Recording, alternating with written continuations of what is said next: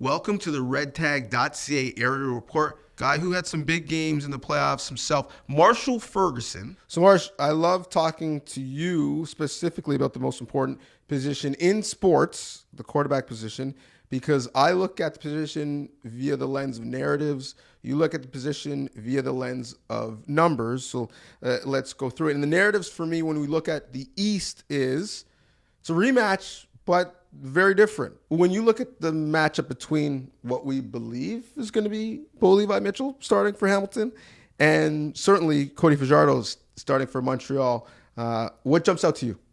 Yeah, well, I'm with you on the narrative stuff, though, in this one. As much as I love the numbers, I think the narratives are incredible in this matchup in the Eastern semifinal because it should be Bo. We think it's Bo. They were trying to ramp it up so that it unquestionably was Bo, but I called Week 21 in Montreal, and there was unquestionably a different energy that came with that Tiger Cats offense when Taylor Powell came into the ballgame. Like, sideline was more up and into it. It felt like they were running their normal stuff. It felt like they were in rhythm. And in all honesty, with Milanovic coming in for Tommy Condell midway through the season, there's been such an incredible meshing of minds and trying to figure out what the most effective path forward for the Tiger Cats offense is. Bo is still the gunslinger. Like, Bo still wants to have big shots down the field, and so they've had to meet in the middle.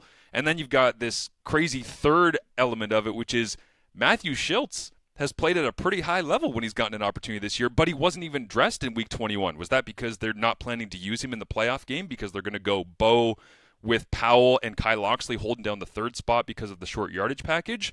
Or is that because they're trying to keep Schultz totally clean and fresh because they might end up dressing him as a surprise here? It's somewhere in the mix, and who do they take off? Is it Powell or is it Loxley? So I'm with you. Hamilton is such an interesting combination of factors.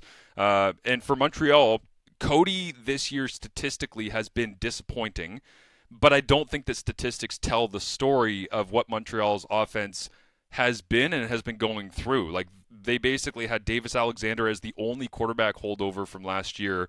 Moss comes in with Fajardo, and I think everybody thought, well, they're just going to snap their fingers and take the Riders playbook from 2022 and smash it into Montreal and see what happens. There was a lot more integration and trying to figure out, again, best practices and what will we do to put people like Tyson Philpott or Keon Julian Grant in the best situations possible. So to me, it's kind of like Cody, numbers-wise, has been adjusting the whole year long. He's been healthier than last year, but I think he's still dinged at various points throughout the season that have kind of hampered his ability to move properly. So I just view this as, can Bo Levi Mitchell prevent the bad interceptions that unfortunately he's been throwing consistently throughout the season? And can Cody step up and make 2 or 3 throws in the second half of this football game, whether they be big gainers or touchdowns, that will kind of go off script and separate him from what he has been statistically throughout the year? Because as we know, guys, there's 5 games left the whole CFL season. All it takes is a couple of throws here and there that blow the door open or that change the whole tenor and pace of the game. And I think Cody is capable of that. He just hasn't done much of it, but that doesn't matter now. We're in the playoffs. If he does it, then they could go and win. When you talk about Bo Levi Mitchell and you look at the Montreal West defense as a whole, you talked about the interceptions that he needs to stay away from, Bo Levi, that is.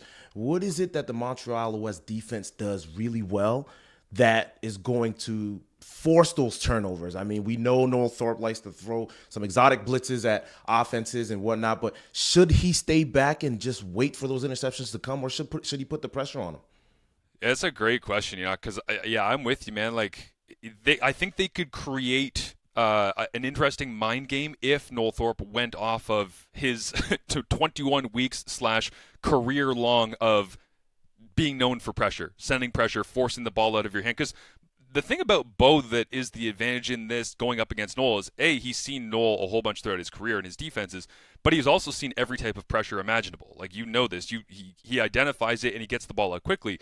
The thing for Bo that I think has been really strange this year, and maybe it's because it's new colors, new team, new city, new receivers, whatever, is that Bo has always been, in his time in the CFL, maybe outside of Michael Riley, the best quarterback at going off script, breaking the pocket, looking downfield, and just putting a dagger through your heart. When Bo breaks out of the pocket cleanly, especially if the DN rushes upfield, and Bo steps up and out and gets to his right arm, like his throwing side, and has a clean look down the field, he can make any throw on the football field when he gets that look. So, again, to your question, does it become, you blitz and you hope you just get home to Bo. And there was some of that in week 21 in the first half when Bo was in. But at the same time, Bo broke the pressure 2 or 3 times and made Montreal pay. So if I were Noel, I think no matter what I say, he's going to stick to his guns. He's going to blitz. He's going to try to get the ball out quickly. I think the real difference maker here that we've seen throughout the year, the change in the Montreal defense from even just last year, is the evolution of Marc-Antoine Dequoy. Marc-Antoine Dequoy has stepped up his game so much this year, in my opinion, that he is the one that's going to give, whether it be Bo Levi Mitchell or anybody else, the greatest amount of challenge. So I think it's going to be probably blitzing. It's going to be a lot of trying to get Bo to make fast, snappy decisions and then just try and confuse him a couple of times and hope you get lucky. So we've talked narrative, we've talked scheme. Let's talk some numbers. Are there any numbers in this matchup that jump out to you? Yeah, definitely. I think the first one that jumps out to me is big-time throw percentage. And the reason that I pulled this number from the Pro Football Focus data is that I think a lot of people, when you think about Cody's game versus Bo's game, historically, what they've been in their career, you would say that Bo has significantly more big-time throws. Bo has 4.4% of his throws this year are big-time throws. Cody is 4.3. There's basically no difference between the two of them. That jumped out to me because that shows that Bo hasn't really been able to be himself throughout the year, obviously missing so much time. But when he's been healthy, he's still been adjusting to what they're doing. Turnover-worthy plays, playoff football, this is probably the biggest one. Bo has turnover-worthy plays on over 10% of his snaps this year. That's a crazy number. Like, that's a horrific number if you're a Tiger Cats fan. Cody's just 4.3%, so Cody's going to protect the football. And the question is Bo going to do the old risk-reward game of where he could have turnover-worthy plays and they pay off? Or is he going to get in a hole where they're down 2-3 turnovers and they're trying to dig themselves out of it? Past the sticks percentage, I find this one interesting because it really tells you about the aggression downfield still of Bo's passing game. 51.8% of Bo's passing on second down goes beyond the sticks. He's not throwing it short and asking his receivers to get yards after the catch. He is throwing the ball beyond the first down marker to go and get it. Cody is significantly lower, 38.4% of his throws are beyond the sticks. Then the last one, pretty much the same vein, average depth of target, Bo 12.5 yards per attempt and Cody just 9 yards. So that's a pretty big gulf as well between those two. And I think really the story that's told there is Bo is still Bo. Bo is still going to take risks. Bo has been cranking up trying to get ready for this game. But if Bo comes out and he misses a couple of those and he has a couple of turnover-worthy plays, does the offense in Hamilton have a better opportunity to climb their way into the game with Taylor Powell being slow, steady, efficient? It's such a strange situation to be sitting here in a year where Bo Levi Mitchell comes into Hamilton to be the savior, and we're talking about an Eastern semifinal, and we might be sitting here at this time next week going, yeah, Bo got pulled at the end of the first quarter. And I can't imagine it happening as we sit here the week leading in, but man, anything's possible in the playoffs. Love those numbers, and just love when you put them in perspective. There are Pro Bowl NFL quarterbacks whose average depth of target is like 4 yards. So the fact we're talking about 12 and 9 just gives you love and appreciation for the CFL game. We will be bringing you back next week to talk about it and give us your perspective for the redtag.ca aerial report. Thanks so much, Marsh.